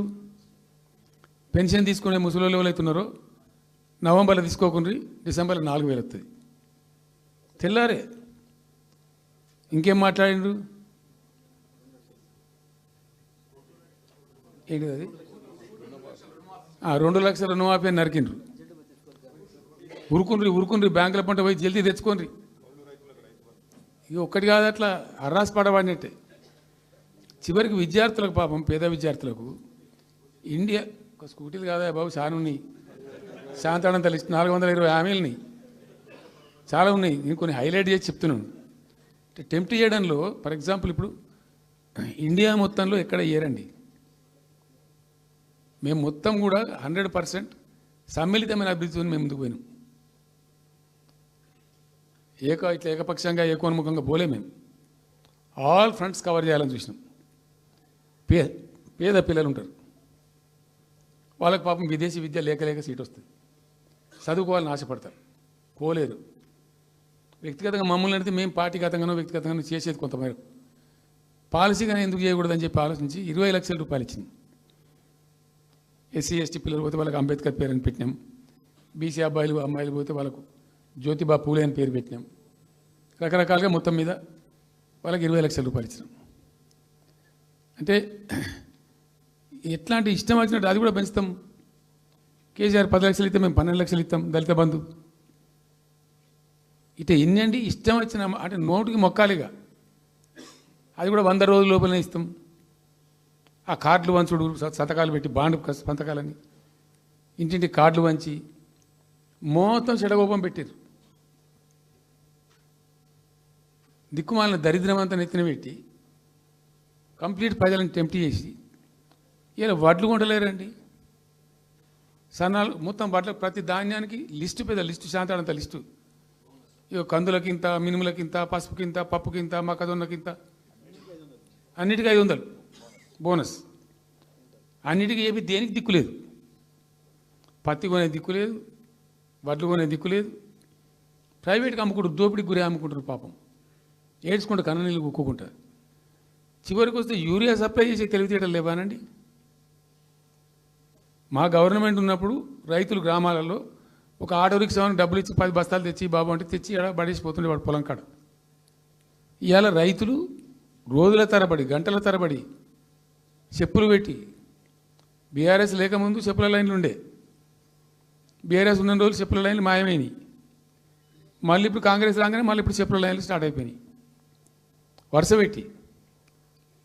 మళ్ళీ ఇప్పుడు ఏందో యాపో బోపో తెచ్చిండ్రు, అది ఒత్తితే నడచలేదు, పిక్తలేదు. అది ఏ ఎరువు బస్తాకు యాప్ ఎందుకైనా నాకు అర్థం కాదు. ఇంకా ఆ యాప్లో కూడా నాకు పూర్తిగా తెలియలేదు. నేను రాత్రి కూడా చెప్పే ఆ యాప్లో ఏముంటుందట. ఇప్పుడు నాకు పట్టిందా, అది ఎన్ని మాటలు ఇస్తారట. సపోజ్ నాకు 3 ఎకరాలు ఉంది. 3 ఎకరాలు ఉంటే ఎకరానికి 2 బస్తాలు చొప్పున 3 సార్లు ఇస్తారట. అది అంటే 3 సార్లు పోవాలి. ఇక యాడికి పోవానో నాకే తెలియదు. ముఠమూల యాపే దొరకదు కాలబెట్టి. అది ఏదైనా చదువుకుని పూరాన్ని పెట్టుకొని విని పట్టుకొని తిప్పలు పడదామంటే కూడా ఆ యాప్ ఒత్తితే ఏం కనబడుతుందట. యాప్ ఒత్తితే ఏం కనబడుతుందట. ఏ గోదాంలో ఎరువులు అని చెప్తారట. అంటే ఇలా గజ్వేల్లో చెప్తారు, రేపు సిద్దిపేటలో చెప్తారు, ఎల్లుండి సిరిసిల్లలో చెప్తారు. ఏ గోదాం పోవాలి, ఎటు పోవాలి. ఇంతకన్నా జోక్ ఉంటుందా? రైతులకు మండల కేంద్రంలో ఎరువుల దుకాణం ఉంటుంది, తప్పితే వాళ్ళ తాలూకా కేంద్రంలో ఉంటుంది ఎక్కువ. ఆడ సాగుకారు ఉంటాడు, ఇచ్చేటోడు ఉంటాడు, అప్పిచ్చేటోడు ఉంటాడు. మనం బాగా విస్తరించామమ్మా. నేను ఏమంటున్నానంటే 7,100 కొనుగోలు కేంద్రాలు పెట్టినాం కదా. వాళ్ళ ఊళ్ళో పోయి కొన్నాం కదా. ధాన్యం నెత్తిన పెట్టుకుని వాళ్ళ అంగడికి వచ్చి ఈ మార్కెట్ అప్పుడు తిరుగుడే బంద్ చేసినాం కదా. అసలు రైతు సెంట్రిక్గానే మన పరిపాలన ఉండే కదా కంప్లీట్గా. అని మొత్తం సాప్ పట్టేసారు. ఇప్పుడు అరాస్పాడలు వాడి 2 సార్లు రైతు బంద్ ఎగ్గొట్టిండ్రు. పెన్షన్ 4,000 ఇస్తామని 2 నెలల పెన్షన్ ఎగ్గొట్టిండ్రు. చాలా భయంకరమైనటువంటి పరిస్థితి తీసుకొచ్చిండ్రు రాష్ట్రంలో. ఇంత దిక్కుమాలిన కథ. నిరుద్యోగ భృతి ఇస్తాము, ఇవాళ మొక్కాల ఎన్ని అసలు హామీలు. నిరుద్యోగ భృతి ఇస్తాము, తోక ఇస్తాము, నోటిఫికేషన్లు ఇస్తాము, జాబ్ క్యాలెండర్లు ఇస్తాము, విద్యా భరోసా కార్డు. ఇక వాడు చూసేవాడు అడ్డం పడి అయితే ఓటేసారు జనం. ఇప్పుడు జరిగింది ఏంది? టెంప్ట్ అయిపోయినారు. ఏమైందంటే యాక్చువల్లీ ఫ్యాక్ట్ ఏంటంటే ఇదే తెలంగాణ భవన్లో ఎన్నికలకు పోతున్నాం 2014. ఎన్నికల కమిటీ, హామీల కమిటీ ఒకటి ఉండే, మేనిఫెస్టో కమిటీ. అది రాస్తాను. దానిలోకి 2-3 రిటైర్డ్ ఐఏఎస్ అధికారులు కూడా ఉండేటప్పుడు ఒక సందర్భం వస్తే నేను అడిగిన, అసలు మనం పెన్షన్ ఎందుకు ఇస్తాం ప్రజలకు? Why do you give pensions at all? ఎందుకు ఇవ్వాలి అసలు? దానికి ఒక పరమార్థమో పర్పస్ ఉందా? అగాధం పట్టుకొని ఇట్లా పంచిపెట్టుడా ఏంది అసలు? మీ ఉద్దేశం ఏంటి సార్ అన్నారు. అనుకోకుండా దురదృష్టవశాత్తు కొందరు డెస్టిట్యూట్స్ అవుతారు, కొందరు ఫిజికల్ హ్యాండిక్యాప్డ్ అవుతారు. ఇలా మంచిగానే ఉన్నాం, ఏమో ఏమైనా ఒక యాక్సిడెంట్ అయితే కథం తెల్లారు మనం వికలాంగుడు అయిపోతాం, కదలలేని పరిస్థితికి వచ్చేస్తాం. రకరకాలు ఉంటాయి. వృద్ధాప్యం వస్తే పాపం వాళ్ళ పిల్లలు చూసి చూడకపోయారు, కొంతమంది పట్టించుకొని లేని వాళ్ళు ఉంటారు. అట్లాంటి వాళ్ళకు, అనాథలకు, ఆర్ఫన్స్కు, డెస్టిట్యూట్స్కు, విధివంచితులకు ఇచ్చేది పెన్షన్. అది ఎందుకు? అదొక పరమార్థం ఉండాలి.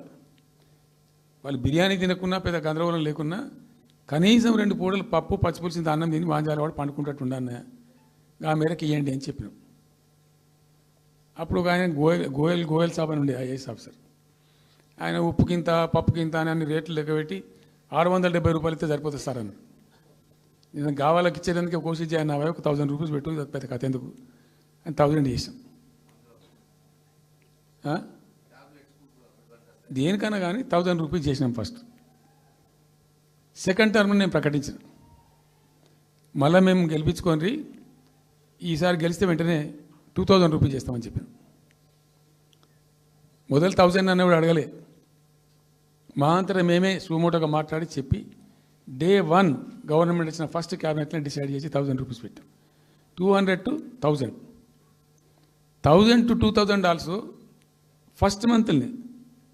సెకండ్ టర్మ్లో మా గవర్నమెంట్ వస్తే ఫస్ట్ మంతే, ఏ మంత్లో గవర్నమెంట్ వచ్చినా అదే మంత్లో 2000 రూపీస్ చేసినాం, జనానికి అందించినాం.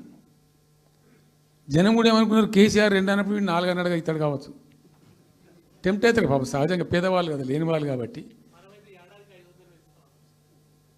మనది కాదు సబ్జెక్ట్, అది కాదు కదా. ఈయన 2 ఇచ్చిండు కదా, 200 2000 చేసిండు, ఈడు తప్ప 4000 చేస్తాడేమో అనే ఆశలో మా కోటేసే ఉద్దేశం ఉన్న ప్రజలు కూడా ఈ మాయల పడి పాపం టెంప్ట్ అయిపోయి గోల్మాల అయిపోయి ఓట్లు వేసినారు. ఇలా తలలు బాదుకుంటున్నారు, తిడుతున్నారు, భయంకరమైన తిడుతున్నారు. నిన్న నేను హైదరాబాద్ వస్తున్నాను, నిన్న నేను మా ఫామ్ నుంచి బయలుదేరి వస్తుంటే ఒక 10 చోట్ల ప్రామిస్ చెప్తాను. 10 ప్లేసెస్లో పక్క పండు వచ్చుకో, కానీ కార్లో కూర్చున్నాడు, 2 స్టీరింగ్ ఇచ్చిపెట్టి 2 చేతులు మీదకి పెట్టిండు. బాస్ మళ్ళీ మనం జల్దీ రావాలి, మనమే వస్తున్నాము, నెక్స్ట్ మనమే అని దుంకుతున్నాడు. ఆ మోటార్ బైక్స్ వేసేవాళ్ళు వాడు పక్కన పక్కన వచ్చి వాడు వచ్చి నెక్స్ట్ మనమే సార్ వచ్చేస్తున్నాం అంటూ పోతుండ్రు. హైదరాబాద్ సిటీలో అనేక ప్లేసెస్లో కనీసం ఒక 10-12 ప్లేసెస్లో అట్లా చెప్తున్నారు జనం. అది దేనికి సంకేతం? మీ మీద ప్రజలు విశ్వాసం కోల్పోతున్నారు రోజు రోజుకు, మీ చర్యల వల్ల, మీ పిచ్చి పనుల వల్ల. ఇంకోటి ఏంది, మీరు చేసే చర్యలు ఎట్లున్నాయి? మొత్తం రియల్ ఎస్టేట్ బ్రోకర్ దందానేనా? ఫార్మాసిటీ ఎందుకు వచ్చిందండి? ఫార్మాసిటీ మా ప్రభుత్వం ఎందుకు వచ్చింది Pharma City? Why do we bring Pharma City at all? అనుకోకుండా కొన్ని ప్రాంతాలకు, కొన్ని రాష్ట్రాలకు కొన్ని సందర్భాలు కలిసి వస్తాయి. భారత ప్రభుత్వం ఆనాడు ఉన్నటువంటి నెహ్రూ గారి ప్రభుత్వంలో ఈ ఫిలకు వ్యాధి, కలరా వ్యాధి వ్యాపించి ప్రజలు ముబ్బడిగా చచ్చిపోయేది. ఎట్లా అంటే దీనికి ప్రాపర్ మెడికేర్ లేదు, ఎక్కడికక్కడ లోకలైజ్డ్ ప్రొడక్షన్స్ ఉండాలని చెప్పి ఐడిపిఎల్స్ అని పెట్టిండ్రు, కొన్ని కీలక రాష్ట్రాలలో పెట్టిండ్రు. అందులో మన అదృష్టంకు ఆ టైంలో హైదరాబాద్ కూడా ఐడిపిఎల్ వచ్చింది. ఐడిపిఎల్ యొక్క పుణ్యమా అని దాంట్లో నుంచి కొంతమంది నేర్చుకొని బయటకు వచ్చి, డాక్టర్ అంజిరెడ్డి కూడా ఐడిపిఎల్ ఎంప్లాయ్, బయటకు వచ్చి వాళ్ళు స్వయంగా పెట్టి చాలా విస్తరించారు. చాలా అంటే చాలా విస్తరించారు. ఆయన దగ్గర అంజిరెడ్డి దగ్గర పనిచేసిన కూడా బయటకు వచ్చి వాళ్ళు పెట్టుకొని వాళ్ళు విస్తరించారు. ఇట్లా ఏమైపోయింది? Hyderabad has become a medical hub, pharma hub. ఒక ఆయన వచ్చి నాకు డబ్బులు బాగున్నాయి కాబట్టి నేను 10,000 కోట్లు పెట్టి పరిశ్రమ పెడతాను, నడవది, ఎడబడతా అంటే పెడతా అంటే దానికి ఎక్కువ కావాలి. అంటే ఆ ఎంప్లాయీస్, ఆ టెక్నీషియన్స్, ఆ కథా కార్ఖానా ఎక్కడైతే ఉంటుందో అక్కడ సక్సెస్ అవుతుంది. అట్లా ఏమైంది? ఫార్మా యొక్క ఎక్కువ బిల్డ్ అయింది హైదరాబాద్లో. ఫార్మా యొక్క ఎక్కువ బిల్డ్ అయిన ద్వారా చాలా ఇబ్బడి ముగ్గడిగా కంపెనీలు వచ్చినాయి ఇక్కడ.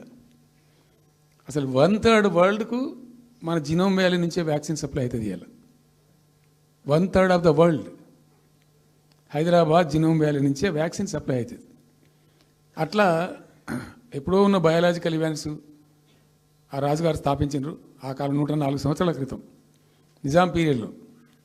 అట్లాంటి కంపెనీలు వస్తూ వస్తూ వస్తూ వస్తూ వస్తూ Hyderabad has become a best destination for pharma. అయితే ఏమవుతుంది? ఆ రసాయనిక వ్యర్థాలు ఏవైతే ఉంటాయో అవి కొద్ది కారకాలు ఉంటాయి, ఇబ్బందులు కలిగిస్తాయి.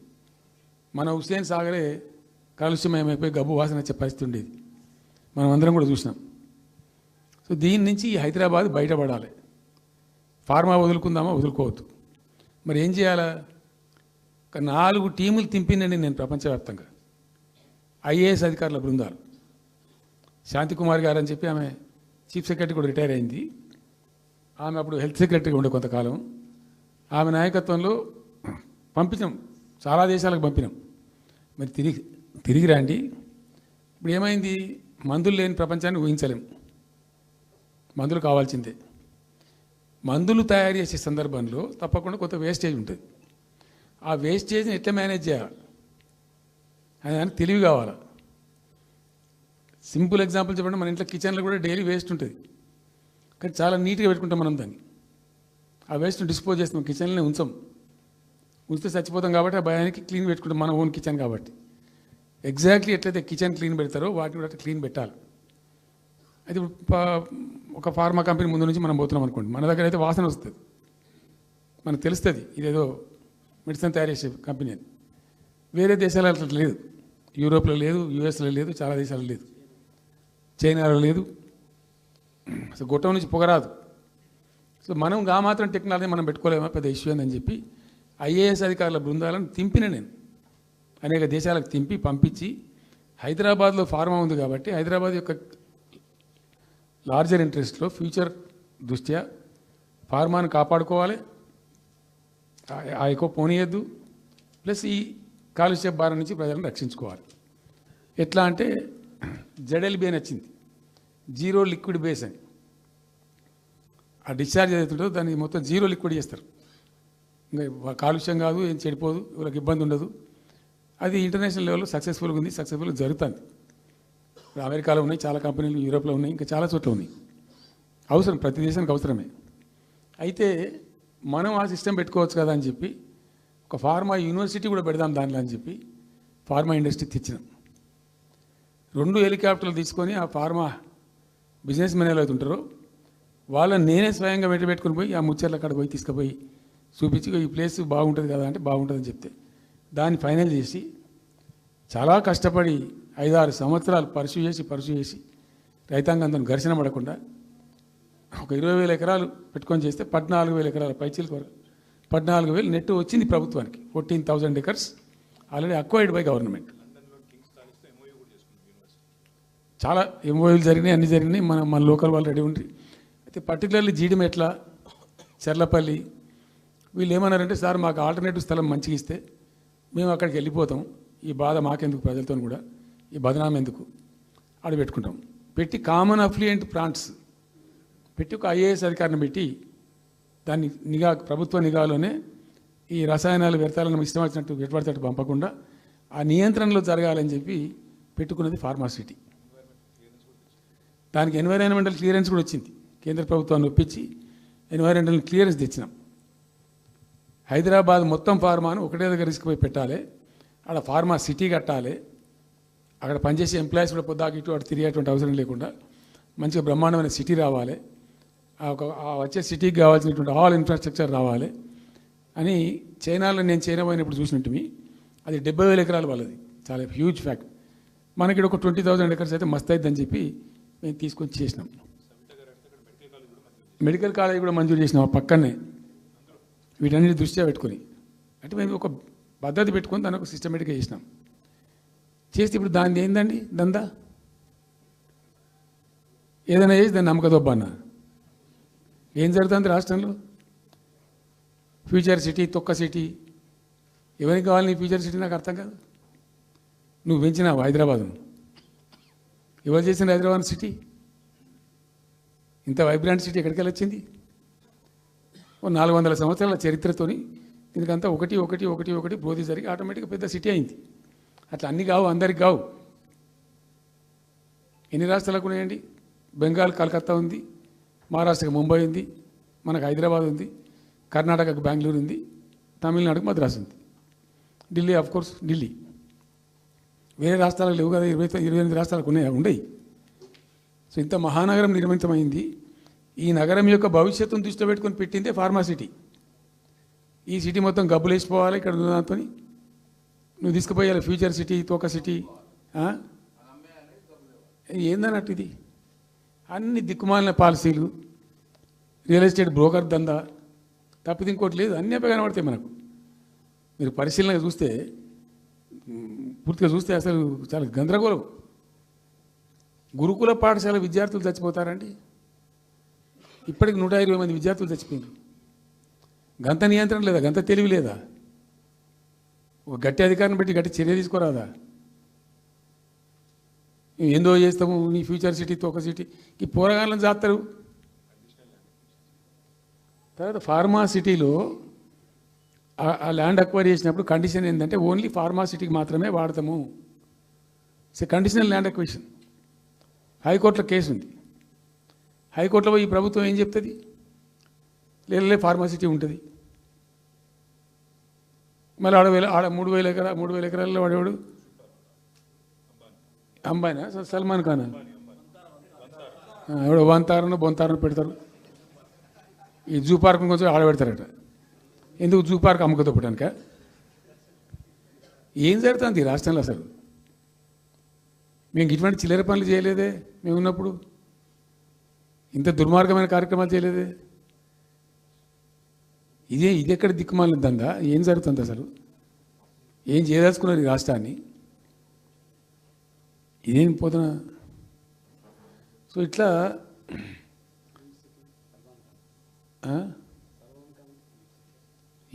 అది ఏందో నేను ఒక్కటే మాట్లాడుతున్నానండి. బిజినెస్ మీట్ పెడతాం, ఎంఓయూలు చేసుకుంటాం. ఏ ప్రభుత్వం చేయాల్సిందే. అడ్డగోలు జమాబందీ దానికి లెక్కలేని కథ అంటే ఏందన్నట్టు ఒక హైప్ క్రియేట్ చేసుడు. దీనికి ఆజుడు, దీనికి గురువు చంద్రబాబు నాయుడు. ఇప్పుడు చంద్రబాబు నాయుడు చెప్పిన లెక్కల బిజినెస్ వచ్చేది ఉంటే, ఎంఓయూలు సక్సెస్ అయ్యేది ఉంటే ఆంధ్రప్రదేశ్లో ఈ పాటికి 20 లక్షల కోట్లు వచ్చి ఉండాలి. ఆయన ఫస్ట్ టైం అలా సీఎం ఉన్నప్పుడు ఆ ఊళ్ళో పెట్టే కదా వైజాగ్లో, అమరావతిలో కాదు వైజాగ్లో పెట్టిండు. వైజాగ్లో ఎవరు వెళ్ళి ఎంఓయూలు చేసిన వాళ్ళంటే వంట మనుషులు చెప్పిండ్రు. ఆ స్టార్ హోటల్లో ఉండే బయట వంట మనుషులు వాడు ఎవడ సప్లై చేసేటోళ్ళు వాడు వచ్చి కూర్చోపోయి సంతకం పెట్టే పెట్టిండు వాడు పాపం. అవునా అంటే పాపులర్ అయింది అది. ఇప్పుడు మరి ఎక్కడ ఆ పెట్టుబడి ఎక్కడ చెప్పండి? ఆఖరికి 10,000 కోట్లు అన్న రావాలి. 15 లక్షల కోట్లు, 6 లక్షల కోట్లు, 8 లక్షల కోట్లు.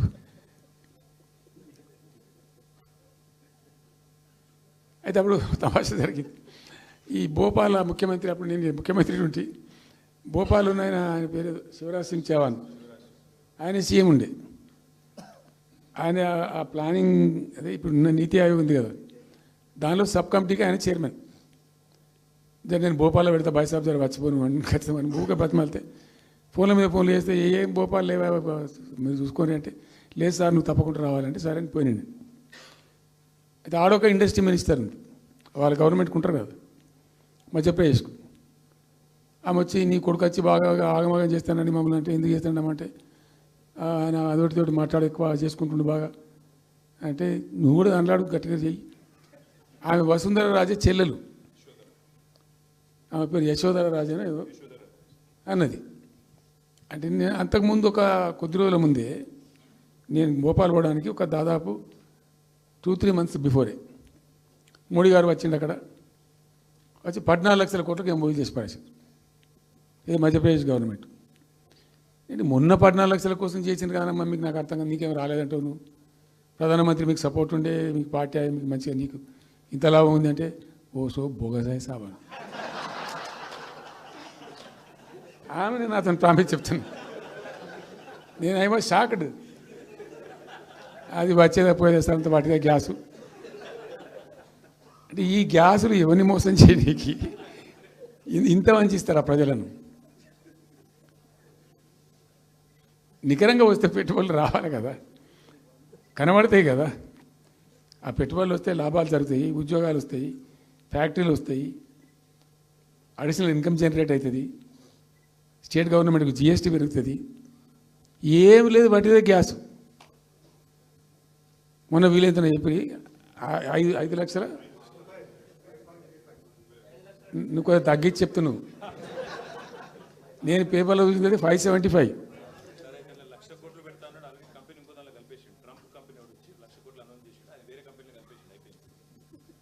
ఇట్లా ఇది ఏమి ట్రంప్ ఓడికి గింపి ఇదంతా ఏం పంచాయతీ? ఇట్లా ఈ మోసాలు చేసి ప్రజలను ఎంతకాలం పంచిస్తారు? రియల్గా కాంక్రీట్ టర్మ్స్లో రియల్గా రావాలి, కృషి చేస్తే నిజంగా తండ్లాడాలి. మా గవర్నమెంట్ వచ్చిన నాడు హైదరాబాద్ నుంచి సాఫ్ట్వేర్ ఎక్స్పోర్ట్స్ 57,000 కోట్లు ఉండేనండి. మేము దాన్ని 2,47,000 దాకా తీసుకుపోయినాం. స్టెప్ అప్ చేసుకుంటూ వాటిని నరికితే గాలిలో మాటలు చెప్తే వస్తాయా?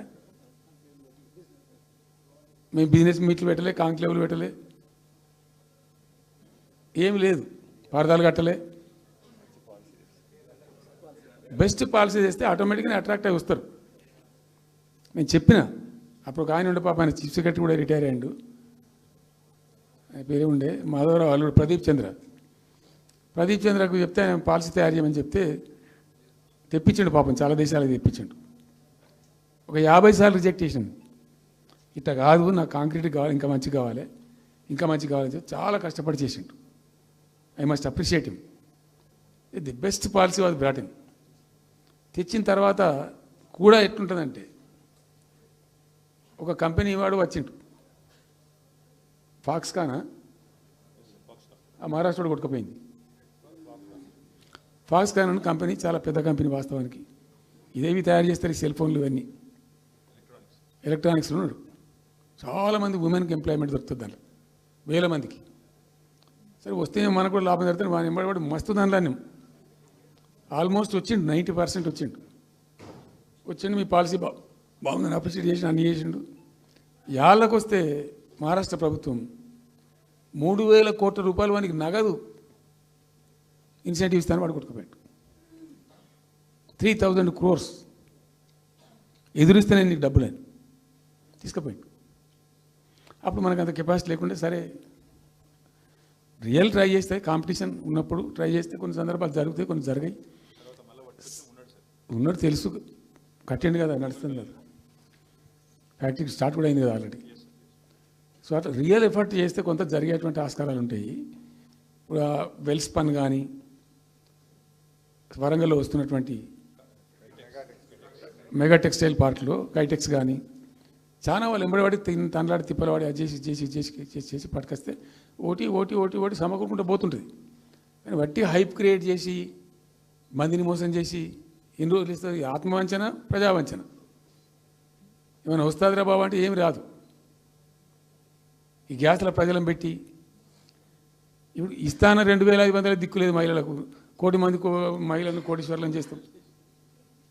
కాంగ్రెస్ మంత్రులంతా ఒకటే పాట పాడు, ఏమి ఎట్లా చేస్తావా 1 కోటి మంది మహిళలను కోటీశ్వర్లను? నీ దగ్గర ఉంటేనా? ఉన్న రెవెన్యూ పీకింది రాష్ట్రాన్ని, లోపలికి అయిపోయింది. మేము ఉన్నప్పుడు గ్రోత్లో 50% లేదు. అసలు మీ గ్రోత్ గురించి అవగాహన ఉందా? ఒక్కొక్క రూపాయి కూడబెట్టాలి, ఎట్ట తీసుకుపోవాలి. నేను ముఖ్యమంత్రి అయిన తర్వాత నన్ను ఎంతమంది టెంప్ట్ చేసినా ఐఏఎస్ ఆఫీసర్లు వాళ్ళు వీళ్ళు, ₹1 రిజిస్ట్రేషన్ ఛార్జ్ పెంచారు నేను 4 ఏళ్ళ దాకా. Not even single rupee. ఉల్టా నేను వాళ్ళని పిలిచి మీకు ఏం కావాలి, రియల్ ఎస్టేట్ బాగా మంచిగా చేసుకుపోవాలి, హై క్లాస్ రావాలి అంటే ఎట్లా, హైదరాబాద్లో కూడా స్కై లైన్ రావాలని చెప్పి 3 ఏళ్ళు తిప్పలవాడనండి నేను, 3 years. ఎందుకంటే స్కై లైన్ రావాలని మట్టి నోటి మాట అంటే రాదు, దానికి కూడా ఎక్కువ కావాలి. ఆ 50 అంతస్తులు 60 అంతస్తులు మీదకి పోయి కట్టేటువంటి ఆ క్రేన్ ఆపరేటర్లు, క్రేన్ డ్రైవర్లు, దానికి సంబంధించిన సరంజామా అంత ఉంటుంది. ఆ ఎక్కువ వస్తే ఆ స్కై రైజ్ వస్తుంది. ఆ ఎక్కువ తేవడానికి చాలా కష్టపడాల్సి వచ్చింది. ఇప్పుడు ఈ రాజభవన్ పక్కనే గేట్ పక్కన ఒకటి ఉంటుంది చూడండి, కాదు ఒక టవర్ ఉంటుంది ఒకటి. నేను అప్పుడు నేను పోతుంటే ఈ పునాది తీసిండు, మంచి స్పాట్ ఇది, వాటర్ ఫ్రంట్ ఉంటుంది హుస్సేన్ సాగర్. అతను చెప్పుండే మనం స్కై లైన్లో భాగంగా ఇద్దాము, 50 అంతస్తులకు ఇద్దామని చెప్పి ఆగమంటే ఆయన ఎవరో రాజుగారు ఆగలే, ఆయన గతకే కట్టుకోండి పాపం.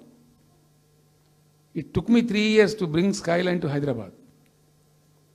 మేము ఒక పద్ధతికి పోయినాం, సిస్టమ్ చేసినాం, ఓపికతోని చాలా సిన్సియర్గా మంచి పద్ధతితోని వాళ్ళతో డిస్కస్ చేసుకుంటూ మాట్లాడుకుంటూ ఒక క్రమ పద్ధతిలో పోయినాం. గట్టుంటుంది పద్ధతి. కానీ 4 ఫీజు తీసినాం, 10% ఏదో ఫీజు ఉండే, తర్వాత ఆర్డీఓ ఆఫీస్కోవాలి సార్, ఈ ఫీజు ఏమో కానీ ఆ ఫీజు ఎక్కువ అవుతుందని వాళ్ళు చెప్పిండ్రు. అది తీసేవతల పడేసినాం. అది తీసేసినాం, ఆర్డీఓ దగ్గర పోయే అవసరం లేకుండా కూడా చేసినాం. ఇప్పుడు అదొక ఫీజు. ఆ ఫీజుతో ఏమైంది, ఆయనతో పీకింది. హైదరాబాద్ రియల్ ఎస్టేట్ గంగల కలిసింది. మేమేమో ఆనాడు నిజంగా చెప్తున్నా, చాలా సంతోషంగా చెప్తున్నాను నేను, భూముల ధరలు పెంచినాం తెలంగాణలో. ప్రజా ఆస్తులు పెంచినాం, ప్రజా ఆస్తుల యొక్క విలువ పెంచినాం. 4 ఎకరాల నోడు ధీమాతో ఉండే తెలంగాణలో. కొద్దిగా డాంబర్ రోడ్డు కంటుకునే 4 ఎకరాల నోడు 50 లక్షల కాడికి అమ్మితే నాకు 2 కోట్ల శ్రీమంతుని అని చెప్పుకున్నాడు కాలర్ ఎగరేసుకొని. ఇవాళ ఏమైనాయండి భూముల ధరలు? కుప్ప ఊలిపోయినాయి. ఇంట్లో అమ్మాయి పెయింట్ ఉంటే ఎకరం అమ్మి చేద్దాం అనుకుంటే కొనే దిక్కులేదు సార్ అని కళ్ళకు నీళ్ళు పెట్టుకుంటారు ప్రజలు. ఇవాళ లేదు, ఒక ఎకరా కూడా అమ్ముడు పోతలేదు, ఇప్పుడు కొంటలేడు. దిక్కు లేకుండా అమ్ముకుంటే ఇష్టం వచ్చిన అడ్డమైన ధరలకు అమ్ముకోవాలి. సో ఈ అరాకిరి మాటలు చెప్పి అడ్డమైన హామీలన్నీ ఇచ్చి నీకు చేసాదగాక కేవలం రాజకీయ అధికారమే మా లక్ష్యం అనే పద్ధతిలో ఇచ్చి ఇలా ప్రజలను వంచి అటు రైతాంగాన్ని నడిపిస్తున్నారు, పేద ప్రజలు నడిపిస్తున్నారు, పేద విద్యార్థులు నడిపిస్తున్నారు, రిటైర్డ్ ఎంప్లాయీస్ నడిపిస్తున్నారు. పచ్చి అబద్ధాలు. కేసీఆర్ చేసిన అప్పులకు వడ్డీలు కట్టలేకపోతున్నావా? కావు ఉతికింది కదా, ఈ చెంప ఆ చెంప వాయించింది కదా. ఎంత కడుతున్నారు? తీసుకున్న అప్పులు ఏంటంటే 2,90,000 కోట్లు మొత్తం కలిపి చెప్పారు కదా చాలా స్పష్టంగా. సో ఇట్లా ఇవన్నీ వాస్తవాలు ఒక పక్కకుంటే అన్ని అబద్ధాలు చెప్పుకుంటూ ఇష్టం వచ్చినట్టు మాట్లాడుకుంటూ ఇక నన్ను తిట్టడానికైతే వాళ్ళ నోరు మొక్కాలిగా. ఎప్పుడో సందర్భంలో కోపం వచ్చి ఒకటి తిట్టినామంటే ఓ మనిషిని మాట వేరు. పొద్దా కాదే కదా తన కేసీఆర్ చచ్చిపోవాలి మాట్లాడినప్పుడల్లా. ఎక్కడైనా మాట్లాడు, ఏ సందర్భంలో మాట్లాడు, కాలేజీలో మాట్లాడు, లేకపోతే ఇంకో కాడ మాట్లాడు, స్కూల్ పిల్లల కాడ మాట్లాడు. గింత అక్కసు ఉంటుంది మనుషులకు. అది కరెక్ట్ అవుతుందా? సో ఇష్టం వచ్చిన పద్ధతులు, మాటలు, ఇష్టం వచ్చిన దుర్మార్గ ప్రచారాలు, అన్ని పచ్చి అబద్ధాలు నోరు తెరిస్తే. రియాలిటీ వేరుంది, జరుగుతున్నది వేరున్నది, అన్ని రికార్డ్ అవుతున్నాయి, ప్రజలలో అన్ని గమనిస్తున్నారు. సో కాబట్టి ఏదేమైనప్పటికీ పాలమూరు రంగారెడ్డి ఎత్తిపోతల పథకం విషయంలో ఎట్టి పరిస్థితుల్లో రాజీ పడం. ఈ ప్రభుత్వాన్ని నిద్రపోనీయం, కేంద్ర ప్రభుత్వాన్ని కూడా నిద్రపోనీయం. మా హక్కుల పరిరక్షణకు ఒక డ్రాప్ తక్కువైనా కూడా at any cost, at whatever cost, TRS పుట్టిందే తెలంగాణ ప్రజల కోసం. తెలంగాణ ప్రజలకు ఒక నొక్కు పడుతుంటే మౌనం పాటించలేం. మీరు ఏం ఊరుకో ఏం చేసుకో. నాకు ఇన్ఫర్మేషన్ వచ్చింది, మీటింగ్ జరుగుతుంటే మరి 4 గంటలకు అయిపోవాలి లెక్క ప్రకారం. It was extended. 5 గంటలకే ఉత్తమ్ కుమార్ రెడ్డి ప్రెస్ మీట్ పెట్టిండు. మీకు కూడా వచ్చి ఉంటుంది ఇన్విటేషన్. ఎందుకు కేసీఆర్ కాగానే మనం ఇంకొక వరుస మళ్ళీ మొరగాలి. చిట్ చాటు అది కూడా ఎందుకు మొరగడానికి? ఆ మొరుగుడుకు వాల్యూ ఉంటుంది. So thank you so much. ఈరోజు నేను ఏమంటున్నాను, మీతో ఒక request, Rahul don't be hasty. ఇవాళ I'm only restrict my self to Palamuru ఎత్తిపోతల పథకం. అది డైల్యూట్ అవుతుంది కాబట్టి ఇలా చెప్పాను. నేను ఉంటున్నా, మీకు అందుబాటులో ఉంటుందిగా. I'm on the field now. కాబట్టి మీకు please here me. You have to excuse me today. దానికే నేను రిస్ట్రిక్ట్ అవుతాను. ఇలా any question, 100 questions you put me, I will give you answer tomorrow or day after, any time. Thank you.